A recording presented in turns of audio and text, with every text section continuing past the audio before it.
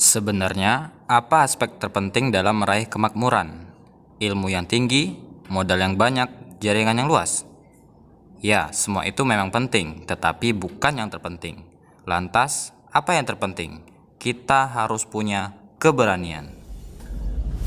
Dalam mencapai kemakmuran, tidak ada kata yang lebih menakutkan untuk memulai bisnis atau berusaha, atau melakukan apapun yang akan menghasilkan uang selain kata berani. Ilmu tinggi bukan jaminan, teman banyak bukan jaminan, modal besar bukan jaminan, jaminan dekat dengan kekuasaan juga bukan jaminan.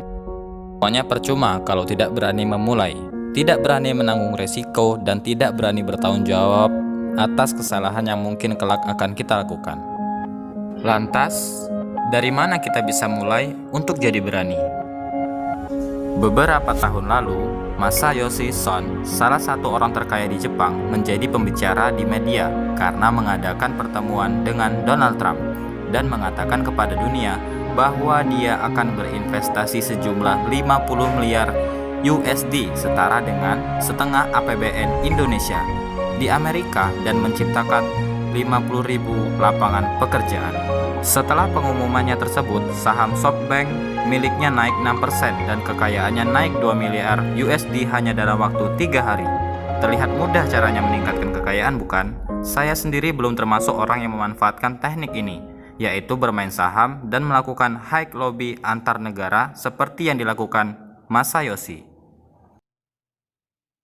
Work the extra miles. Sesuai dengan hukum alam, kalau seseorang hidup semua dikaruniai 24 jam, semua sama. Lalu, kita mendedikasikan 10 jam untuk bekerja. Katakanlah, dalam 1 bulan Anda mendapatkan angka 10 juta rupiah. Maka, untuk mendapatkan 15 juta atau ekstra 5 juta, Anda juga harus bekerja ekstra. Kedengarannya tidak menyenangkan, bukan? Tapi, begitulah hukum alam. Katakanlah, Anda adalah pegawai swasta yang bekerja sebagai akunting. Lalu, extra miles-nya apa? Misalnya ya, ini hanya contoh. Anda bekerja sambilan dengan menjadi tenaga akunting pada toko-toko di dekat rumah Anda. Tiap minggu, Anda ambil seluruh bon, transaksi penjualan dan pembelian. Lalu Anda buatkan laporan keuangan bulanan dan Anda dibayar 1 juta per toko. Saya rasa banyak toko yang sanggup membayar 1 juta per bulan, tapi kalau bayar 5-6 juta per bulan, mereka memang tidak sanggup. Nah, taruhlah ada 5 warung yang mempercayakan keuangan mereka kepada Anda.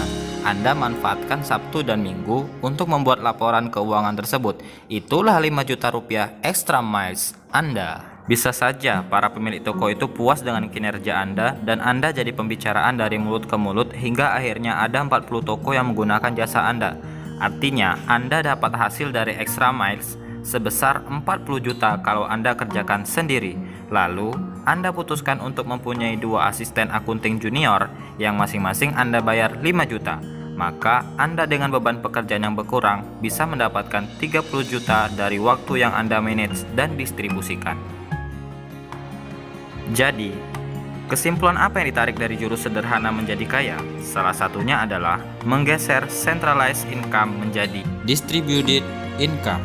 Banyak orang kaya di dunia ini, tapi ternyata yang kaya dengan organisasi jauh lebih besar dan sustainable ketimbang yang kaya tanpa organisasi.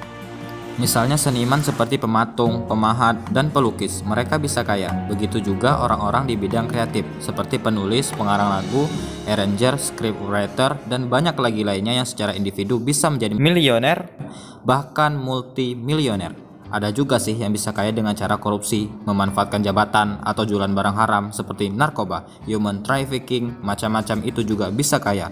Namun, dengan organisasi dan dengan adanya sistem, maka kemakmuran akan lebih awet kepemilikannya.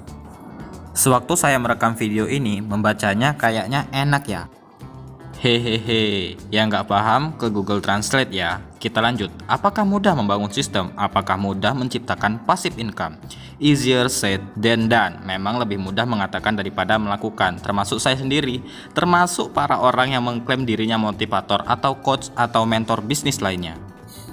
Jadi intinya, untuk membuat passive income dalam dunia jasa intangible, Anda harus menciptakan value pada diri Anda. Itu adalah bekal untuk membuat Anda keluar dari jebakan trainer jangkis dan meraih kebebasan finansial. Dan sistem tidak akan bisa dibangun kalau bukan kita yang membangun, memiliki, dan mengendalikannya.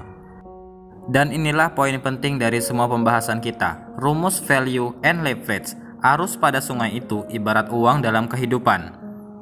Perhatikan, air di sungai arusnya beragam, ada yang deras atau raging water, ada yang kencang dan penuh air terjun atau jeram yang bagus untuk rafting, dan ada yang tenang tak beriak, ada yang dalam sungai tersebut airnya ada yang dangkal, berbatuan, dan berjalan pelan. Ada yang keruh dan busuk, tergenang, tidak mengalir. Bukannya uang dalam kehidupan kita juga begitu. Ada yang mengalir deras, ada yang slow, dan pasti seperti sungai yang dalam. Ada yang tidak mengalir diam dan berbau. Mata airnya besar dan deras. Di tanah datar pasti sungainya akan bercabang. Air cenderung mencari tempat yang lebih rendah. Dia tidak bisa dibendung, pasti akan berbelok dan mencari jalan lain yang lebih rendah. Hahaha. Bagi Anda yang terbiasa hidup di alam bebas, fokus Anda bukan pada air sungai di depan Anda, tetapi di mana sumber mata airnya. Semua bermuara ke laut. Filosofi air ini bagus loh buat way of life. Selalu merendah, selalu berjalan tanpa friksi, berkelit, berbelok, dan terus mencari kerendahan. Hingga akhirnya, aku tidak lagi bisa menceritakan semua isi buku ini. Terima kasih sudah menonton video ini. Saya Adi Chandra, pamit undur diri, sampai bertemu di video berikutnya. Terima kasih guys, jangan lupa kalian komen, like, dan share.